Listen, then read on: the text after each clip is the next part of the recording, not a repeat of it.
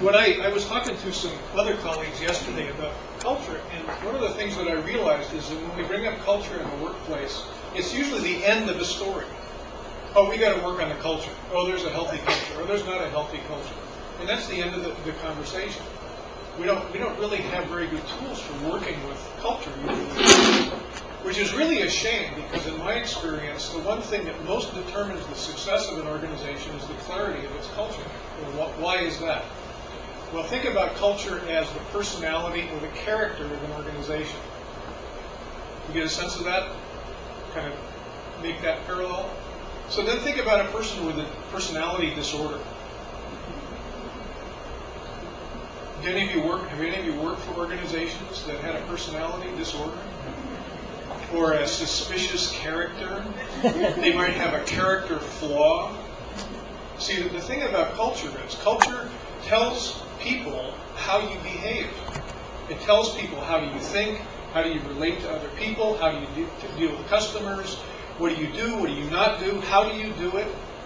It's the culture is about everything that you do and don't do. Exactly how you do it in an organization. So what seems to work is an organization with a clear culture. Like take, for example, Disney. Think Disney, you think one word Disney and a whole set of pictures come up, don't they? And there's a whole set of expectations that you immediately think of when you think the word Disney, which tells people right away, do I want to work for a company like Disney? Would I fit or would I not fit? When you go to hire people, it's really easy to tell if they fit or they don't fit. Every behavior that everyone does in a Disney organization is preordained by the culture that they've created over the years. Think United States Marine Corps. Oh man, there's volumes that don't need to be written about what's appropriate behavior with that one name, isn't it? Very clear. There's a whole lot of conversations don't need to happen. There's a whole lot of justifications don't need to happen. Just one phrase. So in the nonprofit world, let's take Red Cross, for example. There's a whole set of pictures come up, isn't it? I don't know if you work with the Nature Conservancy. A whole set of pictures come up if you understand their methodology and the way that they work and expectations. So it's very, very important. Now the difficulty is that it's very, very complex too, because it is everything. So for example, there's this meaning-purpose dimension. We're used to working, as far as we usually go with culture is the mission statement, where we try to say something inspirational and about how we relate to other people and the earth, right?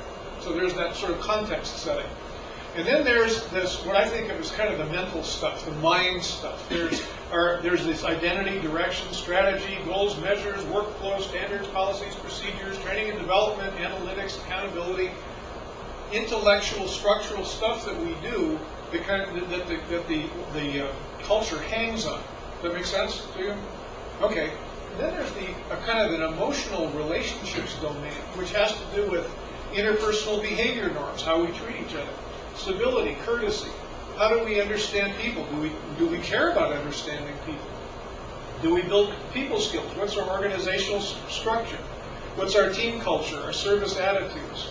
What do we believe about supporting each other? Do we like each other? Are people expected to like each other? Is everybody expected to work with everybody? Or can you get away with saying, oh, I don't want to work with him? It's a very common thing in our culture here in Hawaii. Oh, I don't want to work with him, so I don't have to, right? Well, in some cultures, that's not acceptable. In some cultures, you have to serve everybody. And then there's a sort of a physical aspect. There's the body of the organization, which has to do with such things as the physical plant, space design, which is where Josh began this conversation today. There's architectural design, physical structures, acoustics, lighting, texture, equipment, how you deal with toxins, distractions, color, scent. Those are all expressions of the culture. You walk into some organizations and you look at the facility and you go, boy, they don't care about people here, do they? Or you walk into some other places and you say, wow, there's a lot of thought went into this workplace. They must care that people be able to focus here. So you can kind of build up a combination here. It says that you could look at an organization as a being. It's a big being. It has a body. It has vibes. It has a certain way of thinking.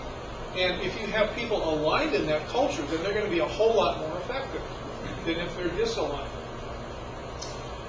One example, there's a way of thinking about lots of different models for culture, but one of them is this culture and strategic value disciplines, which came from these folks, Tracy and Wursema, Harvard Business Review. They identified three basic kinds of strategies and cultures. There's operational excellence, and this is like McDonald's and Walmart, this is where the competitive edge is the best price, most reliably. You get the same McDonald's sandwich every McDonald's in the world you go to, and it's a cheap deal, and it's a machine.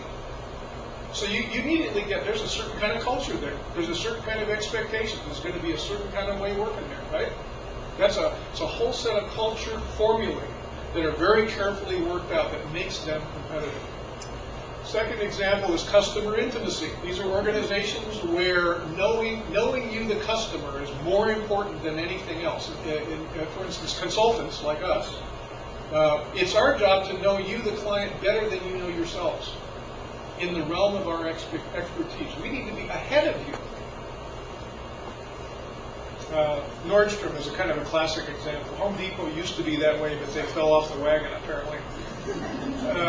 They're trying to get back on the wagon, incidentally, I hear. And then there's product leadership. Nike, 3M, these are the folks that spend more on laboratories and scientists, and they're the best of everything because whatever they create has to be the best, newest, highest quality. So you get a sense that there's three really different cultures there. Three different kinds of ways of combining the ingredients. Now I'm going to make your eyes glaze over. Okay, so what do you do to create a healthy culture? There's a handout that you can read after you forget everything I'm about to say. Be very clear about the specific culture required to support success. Embody the culture yourself in everything you do. That's the hard thing. Encourage, acknowledge, appreciate the required behavior every day. Tell stories, the Oren thing. Explain the culture, your values. Celebrate heroism. That's different than giving people rewards. Make symbols that reinforce the culture as constant reminding factors. People need to be constantly reminded of the culture. Mickey Mouse is everywhere, right? In Disney. Enact rituals on a consistent basis. Do you think of the things that go on in your organization as just practices, or do you think of them as rituals? When you bring in a new person, when you do orientation, do you even do orientation? If you do orientation, do you think of it as an initiation ritual where they're joining the tribe? That's a whole different that's got a whole different texture to it, doesn't it? I wonder if we could think like that. There's a lot of power. We have very deep things in our psyche that if you connect with them, there's power in it. But most of us are too busy being superficial. Oh, I didn't want to do that. It would seem hokey, You know what I mean? We have a tendency to hide in superficiality at work, which I think is sad. And then there's organizational tools. Make sure everybody's clear about their job requirements. That seems really obvious, right? I can tell you. Make sure everyone understands your business enough to do their job. Seems obvious, right? Ask people to explain how your organization works, how it receives its money, and how it stays in the black. You'll be shocked at how few people can answer that question. In for-profit organizations, you'd be amazed. Senior managers, I'm just amazed at that inability to understand how the business works. We're too busy locked in one little job. Set standards and measure enough to ensure quality. There's a bunch of stuff here. You can read it later. So there's lots of tools that you can use. Now, I thought about all this and thought, well, okay, that's a million things to think about. And there are things you can read, and there's every little thing that you do to clarify your culture is worth doing. It will make your organization better.